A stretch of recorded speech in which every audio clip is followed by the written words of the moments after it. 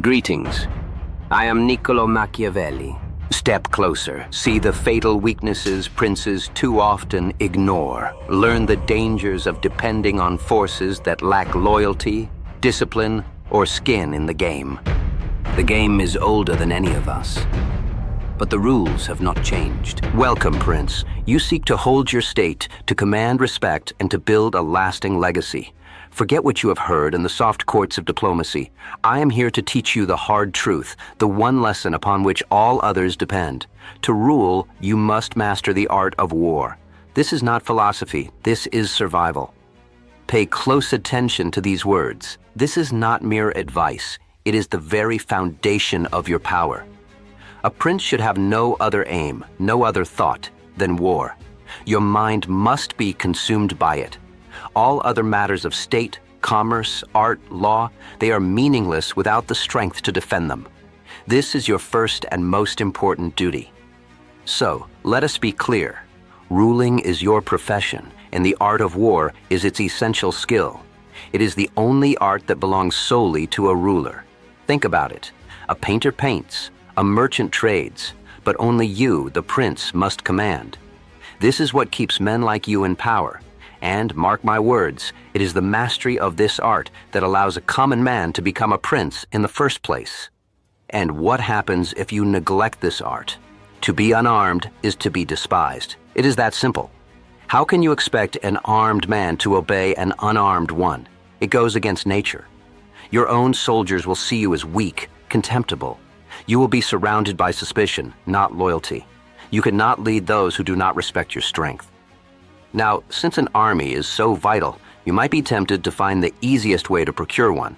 Many foolish rulers before you have made this fatal error. They rely on others to fight their battles. Let me warn you about the two kinds of arms that will, without fail, lead you to ruin. The first and most common trap is hiring mercenaries. These are soldiers who fight only for money. Let me tell you about them. They are bold and boastful amongst their friends, but when the enemy appears, they run. Their loyalty extends only as far as their pay, and I assure you, your pay is never enough to convince a man to die for you. You see these flaws? Disunited, ambitious for themselves, without discipline, unfaithful. This isn't just theory, this is the very reason for the ruin of Italy. We have rested our hopes on these hired arms for far too long, and they have brought us nothing but weakness and disgrace. They are useless when you need them most. Then there is the other temptation. Auxiliary troops. These are soldiers you borrow from a powerful neighbor. Oh, they seem much better, don't they? They are disciplined, united, and brave, but listen to me carefully. They are far, far more dangerous to you than any mercenary could ever be. Let's break this down. The danger of a mercenary is his cowardice. He may run, and you will lose the battle. But the danger of an auxiliary is his valor. If they win, you become their prisoner. The victory is not yours, it is their master's, and you are left completely at their mercy. So you see, with mercenaries, your ruin is slow and uncertain. With auxiliaries, it is swift and absolute. I have shown you what not to do. I have warned you of the pitfalls that have destroyed countless princes. So what is the answer?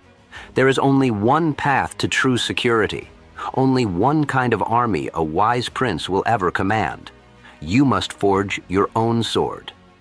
And here is the unvarnished truth. No state is secure without its own forces, period. Without them, you are entirely dependent on fortune, on chance. You have no real power to fall back on when adversity strikes.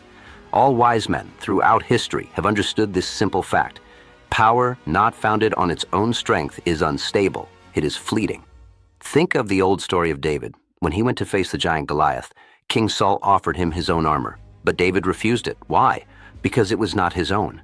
The arms of another will either fall off your back, weigh you down so you cannot move, or bind you so you cannot fight. You must face your giants with the weapons you yourself have mastered.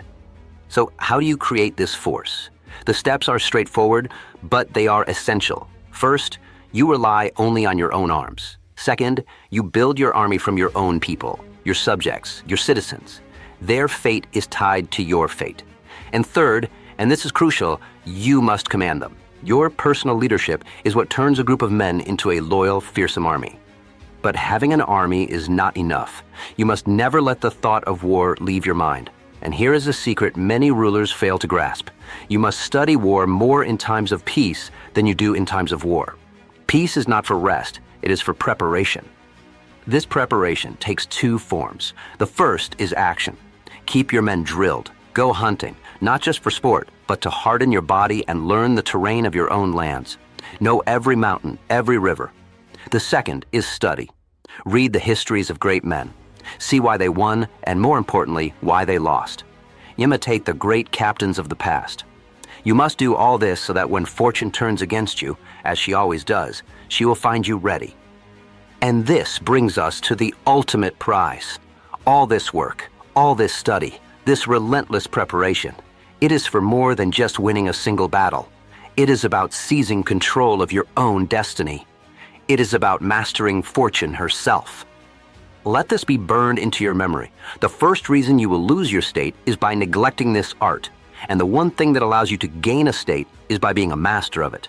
Look at Francesco Sforza. He was a private citizen, but because he was armed, he became Duke of Milan. His sons, they wanted to avoid the hardships of war, and they lost everything, becoming private citizens once more. The lesson could not be clearer. Master this art, and you rule. Neglect it, and you are ruined.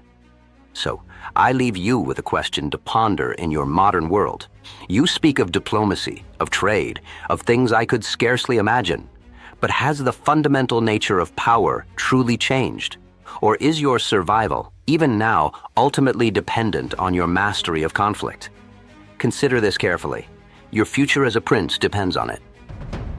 Keep this lesson near. In Episode 6, we explore conquest, control, and the prince's duty to secure what he has taken. Arrivederci. This has been another dispatch from the Dead Expert Society. The dead have spoken, but what say the living? Let us know below.